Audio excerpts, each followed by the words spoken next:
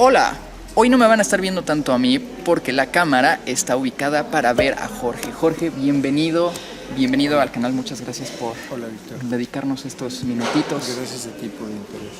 Bueno, pues hoy vamos a estar hablando de esta novela que la voy a dejar puesta por acá.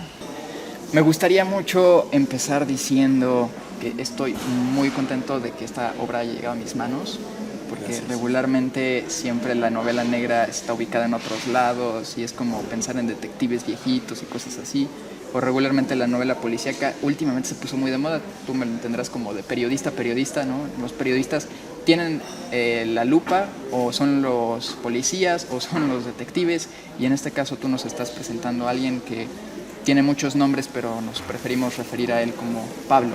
Entonces, Pablo, su verdadero nombre, es un personaje súper interesante porque en realidad, aparte de ser súper inteligente, súper culto y demás, pues es gay y es un asesino, un sicario a sueldo. Entonces, me gustaría que me dijeras cómo llegó. Digamos que es el sicario de lujo del sistema. Y sí, yo quería... Pues este libro tiene muchos... esta novela tiene muchos orígenes. Uno es la reivindicación de la comunidad gay. Ok. Porque tuve un hermano que padeció mucho su condición de homosexual desde el punto de vista de la homofobia que lo rodeaba. Cercano como la familia. La familia, los amigos, tuvo que compartimentar su vida entera para mantener separados sus mundos. Le afectaba mucho la discriminación. Entonces, yo fui testigo muy cercano de todos esos procesos tan dolorosos. Entonces, quise hacer algo reivindicativo. Entonces, por eso los gays o los homosexuales en mi novela, que son dos de hecho, son unos perfectos hijos de la chingada. Sí, los dos. Nadie los para. Entonces, esa es una motivación. La otra es la venganza. Es un libro vindicativo. Yo quería pegarle en su madre a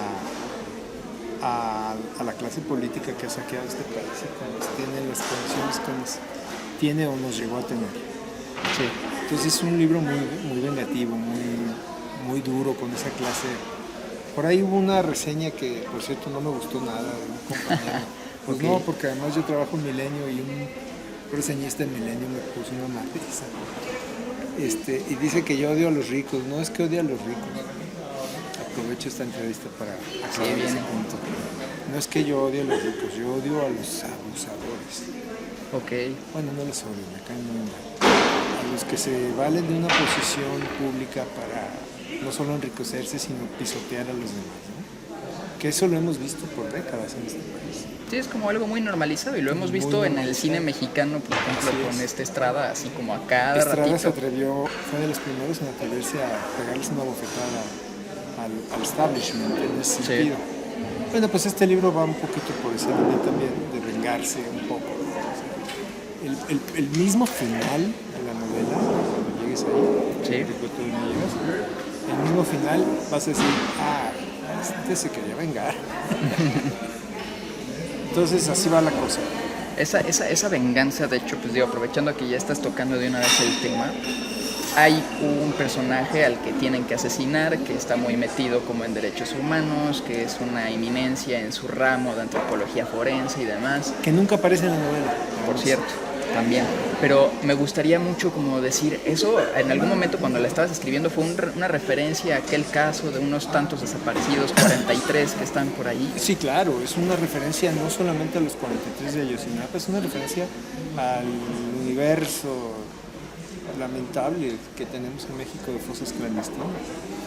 Yo tengo algún contacto con las madres de Solecito Veracruzano. Okay. Y con esos movimientos de búsqueda allá en Veracruz. Okay. Y pues me ha tocado que se desaparezcan a hijos de mi madre, por ejemplo, conocidos, o que maten a un primo de una mujer. Entonces, pues es tomar de la realidad también, ¿no? Nada más para establecer una postal. Yo también creo que todo libro, toda novela, todo escritor mexicano tiene cierta dosis de obligación moral de retratar su espacio-tiempo, porque nos tocó vivir una postal de desastrosa y violenta, pero histórica. Y más ahorita que hay una transición tan interesante, ¿no? Con la llegada de Morena al poder y la desbancada de un sistema corrupto y violento y prácticamente sin tiros. Fue una revolución sin tiros, las elecciones. Entonces me ha parecido muy interesante. Yo sí trato de fijar en mis textos, en mis novelas, en mis cuentos, este México que es lo mismo absurdo, cruel, que padrísimo. Sí. Tenemos unos contrastes en este país, en esta sociedad, que son muy interesantes, pero al mismo tiempo son terribles. ¿No? La pobreza y la riqueza, la distribución del recurso, en fin. Y cohabitando uno con otros, ¿no? Aquí, por ejemplo, en la Ciudad de México es súper común que nada más avanzas una calle y una calle está el borrachito en el piso que tiene ciertas cosas y en la otra es un edificio de primer mundo con toda la tecnología del mundo. Así estamos. Bueno, pues a mí me gustaría hablar también como de las referencias literarias, como que de repente empecé como a encontrar como guiños. Y vas a encontrar muchos guiños musicales. También. Muchos, de por sí en los principios de cada capítulo hay pones un epígrafe súper bonito y algunas llegan a ser de canciones. Sí. Entonces a mí me gustaría, pues no sé, hablar como... Son muy malinchistas, son canciones en inglés casi todas. Pues que tiene, es lo que nos gusta escuchar y aparte rock tiene... progresivo. ¿Qué escuchas cuando estás escribiendo? Rock progresivo. Así, de música clásica, sí. Ok, ¿y alguno de los artistas favoritos? Mucho jazz. Sí, Steven Wilson me parece mucho en el libro. Ok, ese es como el de jalón. Sí. Oye, y de lectura, ¿cómo llegaste tú a la novela negra? O sea, evidentemente es como lo que más tienes escrito. Las dos novelas anteriores a esta, que ahorita vamos a tocar ese tema, pues todas son de novela policíaca. Sé que estás escribiendo algo nuevo, ya más histórico, pero que sigues teniendo algo de novela negra. Es correcto. ¿Por qué es que surge esta afición de Jorge de joven hacia... Siempre la tuve, siempre me gustó el cine noir y de acción, desde chamaco. Y bueno, yo me hice escritor porque fui lector compulsivo y precoz, empecé a leer muy chiquillo y leía compulsivamente porque desarrollé una afección de insomnio crónico. Okay. Entonces dejé de dormir como a los 8 años. Y pues ¿cómo te entretienes toda la noche? Pues leyendo. No puedes prender la tele, ¿no? Entonces pues leyendo.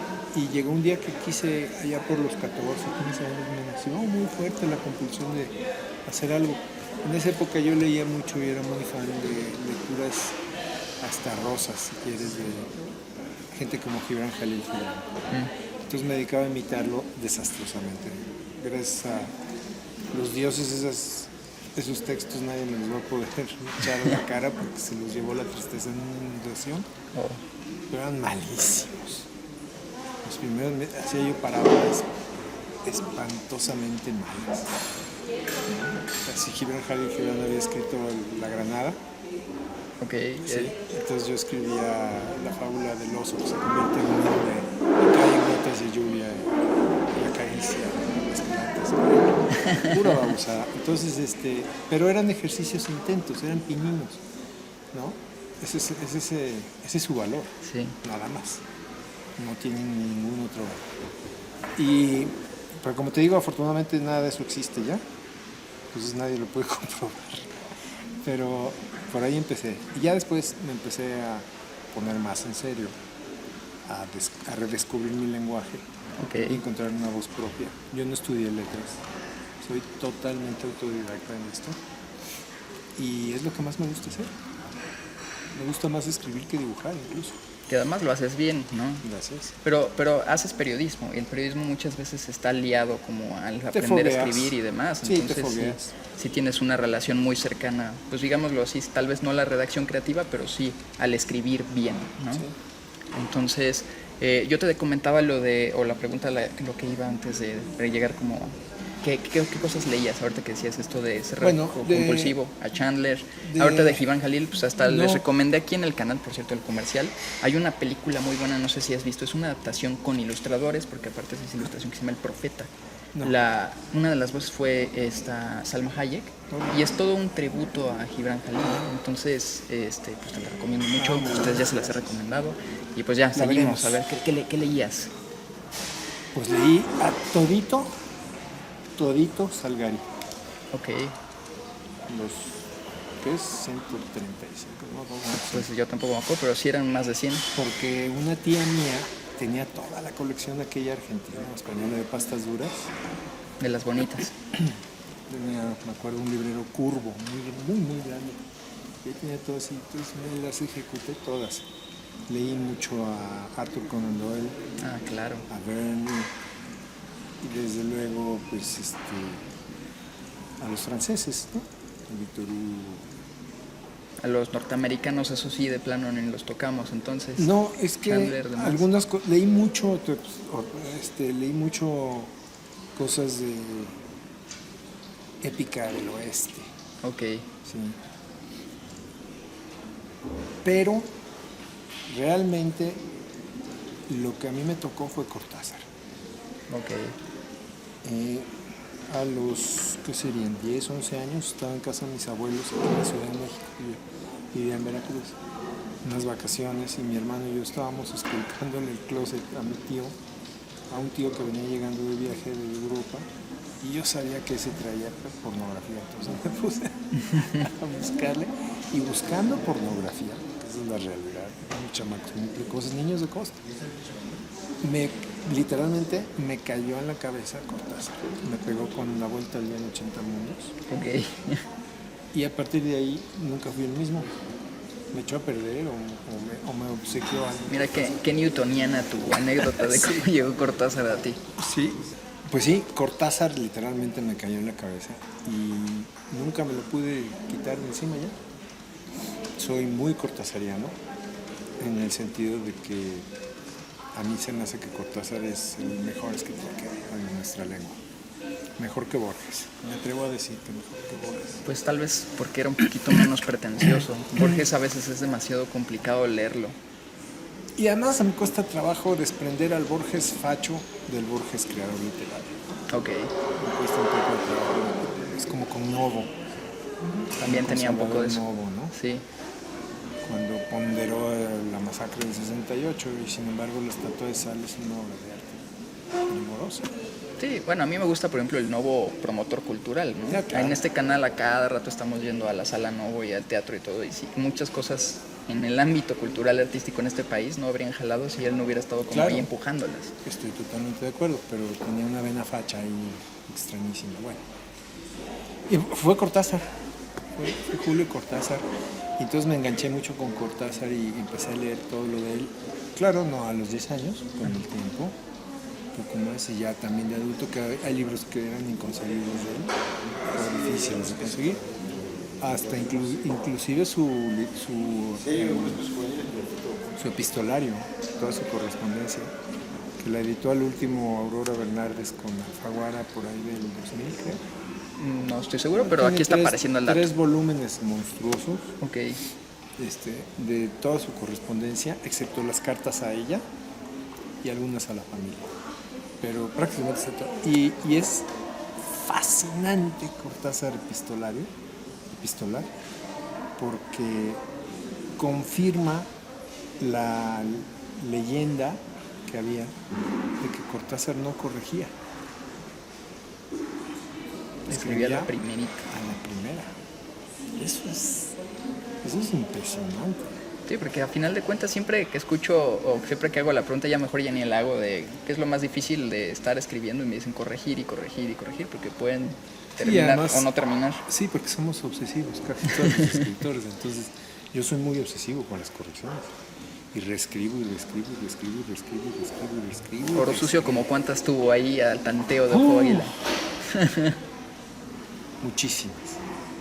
Oro Sucio es una novela, no sé si esa impresión llegue a causar, pues es una novela escrita con muchísima dedicación y cuidado. No, sí se nota. Y tiempo y estar limando asperezas y quitándole aquí, quitándole a las pringuitas y repasándolo y repasándolo y repasándolo hasta que quedó más o menos como yo ya podía soltarlo.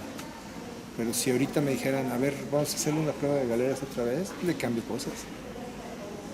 Okay. Perfectamente capaz. Esperemos que no escuchen eso para la próxima edición, porque no, ya se queda como está. Ya se queda como está. Tiene mucho trabajo, eso, me tardé un buen rato escribiéndola. Y además padeció una especie de como de veto editorial por mi mala relación con los editores. Ok. Pero ahí está ya. Yo creí que me iba a decir por la mala relación que tengo con los políticos. O sea, a mí, por ejemplo, a esto de la burla y eso que estamos diciendo, ¿qué harías tú si de repente por ahí algún político incómodo que hiciste como una referencia o guiño en una novela te manda a alguien como Pablo Miranda? ¿Te pones a platicar con él? Si me da chance, porque si me mandan a un Pablo Miranda no creo poder hacer gran cosa. Aparte, quién sabe si lo alcanzas a reconocer. Exacto. Pero si tú tuvieras chance de platicar ya en serio con Pablo Miranda, ¿cómo te imaginarías que fuera esa charla? Porque es un hombre interesantísimo. Sería padre, acabaríamos hablando de arte, de música, pintura, de literatura, sí, de sus lecturas y las mías. Con un cafecito, con un té o con agua mineral. O con un churrito. Bueno, pues a mí me gustaría retomar entonces lo que decíamos ahora de las publicaciones y demás. Fíjate que yo sé que esta es la tercera parte, una tercera entrega de una trilogía, que bien podemos leer esta o podemos leer la otra, no tienen una continuidad, pero quiero encontrarlas. Y a los lectores como yo, ¿dónde las podemos encontrar? Continuidad sí hay, pero está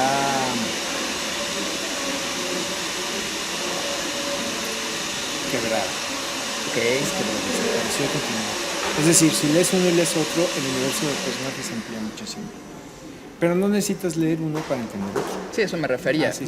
Regularmente cuando estamos leyendo algunas trilogías es, no sé, en El Señor de los Anillos lleva una continuidad concreta en específico, sí, de donde terminó el primer libro, termina el segundo. No, aquí hay unos desfases tremendos incluso en el tiempo, ¿no? Sí. Por ejemplo, la primera novela es Sonrisa de Gato. Está ubicada en los 80 más o menos. ¿Dónde está Alacrán? Que es la segunda novela. Esa se brinca 25 años. Y esta ya es totalmente casi contemporánea, ¿no? Aunque tiene sus reminiscencias y sus flashbacks cuando Pablo nos está contando. Así es.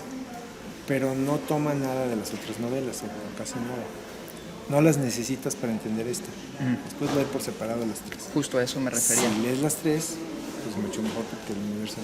Y quiero leer las tres, y los que están viéndonos, yo espero que también quieran leerlas. ¿Dónde las conseguimos? El problema es que las dos primeras, Sonrisa de Gato, salió en Alfaguara, y ¿Dónde está Alacrán?, que se publicó en Planeta, están descontinuadas. Ok. Entonces se consiguen o en electrónico o en papel, pero de viejo. Bueno, en redes he visto anunciados libros míos. Entonces, por ahí debe haber quien los tenga, si se consigue. Ahora, la idea mía es proponerle al Fondo de Cultura que si este libro va funcionando, reeditemos las otras dos. A eso, justamente es a lo que quería llegar, porque señores del fondo, tomen nota, o sea, estaría muy padre que encontráramos ya la trilogía de lleno. Sí. Así, para que pues no nada más así de vengo y compro Oro Sucio, me compro los tres, están como en su paquetito. Mira, aquí están de en que buen luego se hace. Lo sacan en buen precio. Y además se podría hacer un diseño padrísimo de portada que dijera algo, ¿no? De uno a otro. Pero bueno, eso ya ahorita son pues sueños guajiros, hasta que en el fondo me digan un día, órale, échanos eso. Pero Jorge, los sueños guajiros a final de cuentas se terminan concretando cuando uno es perseverante. Sí. Ve, tú estás publicando, ¿sabes cuántas personas en este país tienen ganas de escribir? O que he escuchado, yo escribo pero no han publicado. Si tienes varias novelas y que pasé te por ahí. No, y pasé por ahí. ¿Cómo estuvo ese cambio de la primera novela que estuviste trabajando y que dijiste, ahora sí ya me gustó, no como esos textos que se perdieron por la inundación? Ya me voy a aventar y llegaste y lograste ver tus primeros hijos publicados. Pues mira, la historia es un poco sentimental, porque me tengo que trasladar al momento en el que decidí ser escritor. Ok, ¿qué fue el momento cuando? en el que, con alguna petulancia, que me va a disculpar el universo, ustedes, me di cuenta que era un buen escritor, que podía ser un buen escritor. Y eso fue cuando empecé a escribir una serie de textos muy personales. Yo no le voy a leer nada de lo que estoy trabajando a nadie. Ok. ¿sí? No participo en talleres, no doy talleres. Soy muy egoísta en ese sentido, soy un escritor muy egoísta. No le doy a leer a nadie mis manuscritos hasta que se los entrego al editor. Entonces, pero hubo una serie de textos muy personales, breves, y se los di a leer a algunas personas. Eran textos muy emotivos sobre mi hija. Tengo una hija a la que adoro. Que acababa de nacer y entonces escribieron algunas cosillas y la leyeron pues mi madre, mi mujer, y lloraban. Dije, bueno, en la mujer hay más emotividad. Y se las di a leer a mi padre, bueno, era de esperar que también soltara la lágrima. Pues se las di a leer, ya picado por la curiosidad, a otras personas, a gente que no me conocía. Que no les era tan cercano lo que estabas contando. Exacto, que no sabían quién era mi hija, ¿no? Y sopas que se me sueltan a llorar. Entonces me di cuenta que yo tenía algún tipo de talento, un poder, que a través del lenguaje, de la letra, podía tocarte el corazón. Sí. Eso fue lo que me quedó claro. Entonces luego hice algún otro experimentillo con algún cuento muy, muy crudo, muy cabrón, ya muy negro, y también provocaba reacciones. Entonces fue cuando decidí enseriarme y dedicarme más de veras a escribir. Además yo tenía historias que quería contar, que sabía, tomo mucho de mi realidad. Hay mucho de mi vivencia personal en mis libros. Eso por ahí lo había escuchado. Entonces, sí, he tenido una vida muy azarosa. 53 años, no creería las experiencias que he tenido. Entonces, pues me ha tocado vivir cosas loquísimas. No sé por qué. Pues porque tenías que escribirlo y tal vez. Porque era yo muy inquieto, andaba. Por ejemplo, mucho en Sonrisa de Gato, el primer libro, y mucho en Oro Sucio, se habla de la Sierra de Chihuahua. Okay. Y la problemática social de la Sierra de Chihuahua en cuanto al abuso, ¿no? Y pues muchas de esas cosas yo las viví. ¿Y alguna de esos episodios hacen referencia a personas que te hayan leído? Se me ocurre, no sé, esta película de Construyendo Harry, una de Woody Allen, donde se le va todo el mundo encima porque escribe las vivencias que tiene. No, pero sí hay dos personajes en el primer libro que no les cambié el nombre, la jugué. Ok. Dije, si se me vienen encima, pues negociamos algo, pero además eran nombres tan musicales que no los quise cambiar. Porque habría alterado tal vez, ¿no? Como la hebra. Sí, porque hubiera dejado ser ese personaje que yo vi y conocí. Y hubiera sido otra cosa. Tenía que ser él y ella. ¿Y alguno de ellos te dijeron algo? ¿Sabes si te Nunca los he vuelto a ver. Ok. No creo que me lean, son gente muy marginada. Ok. Pero bueno, igual salieron de la marginación, no lo sé. Gente que conocí hace muchos años. Y fuera de ese caso particular donde no cambiaste los nombres, aunque hayas cambiado el nombre, alguien te ha dicho, oye, ¿por qué, Jorge, estás escribiendo sobre mí? O no. Demás? ¿No? No, eso nunca me ha pasado. Pues que bueno, entonces yo creo que eres súper afortunado, porque te decía, cuando supe que escribías un poquito de fragmentos autobiográficos, que digo, a final de cuentas creo que es algo de un proceso creativo, ¿no? O sea, uno no puede escribir mucho, porque sí puede escribirlo, pero tal vez no mucho, sobre lo que no conoce, ¿no? Claro. Entonces, pues eso me parece como súper interesante. La imaginación, ¿no? Las Bronte, por ejemplo, ¿no? Que salieron un pinche pueblito y escribieron cosas magníficas. El mismo Salgari. Sí. Salgari, sus libros son absurdos. Sí, pero a esos son personas que también se documentaban bastante, ¿no? O sea, Salgari no, era un gran mentiroso. Decía cada estupidez, pero lo escribía bien. Ok. Y se la creías. Eso es el chiste. Se la creías. O sea, yo me tragué enterito el cuento de que el árbol de pan en Brasil te da unas calabazas que echas a la fogata y las sacas y las partes como gasa y te comes el migajón. Eso no es cierto. Esas pinches loqueras de Salgari, ¿no? O que agarraba una tortuga gigantesca de tierra y la voltea, que además sirve como almadía, ¿no? Que la usan sus héroes y se escapan sobre la tortuga, remando en el río. Y esa tortuga, los desgraciados la voltean sobre una fogata y la cocinan. O sea, dices, no, la concha de una tortuga no es un sartén, es una cazuela. Cosas de ese tipo, ¿no? Sí, sí, sí. Que Emilio Salgari no tenía idea, los inventaba fácil. Y ese es el recurso de la imaginación. Y es muy válido. Es Sí, totalmente pero son válido. cosas que son Porque es ficción. Contexto, exactamente. Es una ahí me gustaría como entrar como en la discusión de qué tanta fantasía se puede incluir en una ficción. Yo creo que todo lo que quieras. Porque es que no es lo mismo decir que tú te estás imaginando, digamos, el mundo mágico de Harry Potter, es que me estás diciendo, me estoy imaginando el mundo no mágico, pero sí violento de los narcos o de unos asesinos. El chiste como está en Pablo. que te lo crean. O sea, que tu pluma logre envolver a tu lector. Y a eso me gusta mucho llamarlo con una palabra que se llama verosimilitud. Yo te comparto, yo estudié comunicación, pero dentro de la producción me gusta mucho enfocarme como la producción audiovisual, ¿no? Por eso esta locura de hacer relatos y platicar con personas como tú. Entonces, ¿cuál tú crees que sea el secreto para poder hacer una historia verosímil? O al menos no el secreto, pero tu secreto. Híjole, voy a sonar bien mamón. Perdón, raza. Talento. Ok. Talento. Porque si no, no te la creen. Talento, uso del lenguaje. Yo soy muy cuidadoso en el uso del lenguaje. Lo respeto muchísimo a mi idioma. Lo amo. Me gusta mucho el español. Y pues yo creo que es eso, la habilidad para hacerte creíble. Tener esa verosimilitud o aparentarla bien y envolver al lector, llevártelo a tu universo de personajes y de circunstancias y que se crea la historia y que te la tome por buena. Ahí yo creo que ya ganaste. Suena un poquito como a aquellos mentirosos que se creen su propia mentira. Puede ser, pero más válido se me hace el mentiroso que hace que los demás lo sigan mintiendo. Claro. Jorge, pues te estoy sumamente agradecido por estos minutitos de plática. Yo les digo en serio, ustedes tienen que leer esta novela.